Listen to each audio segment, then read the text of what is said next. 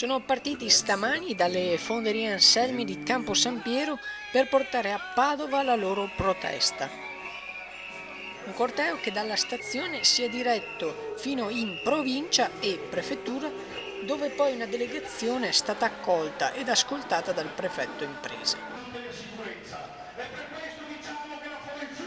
Lo sciopero di stamani è stato organizzato da FIOM, FIM e RSU con lo scopo di far ripartire le fonderie Anselmi il prima possibile, ridando lavoro a tutti i dipendenti. Più di un centinaio i manifestanti che hanno sfidato la pioggia, facendo tappa prima presso gli uffici del curatore fallimentare e poi sfilando per le strade del centro.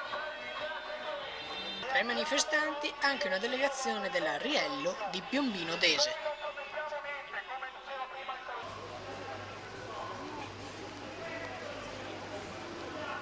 Svisenberg Channel News, Padova.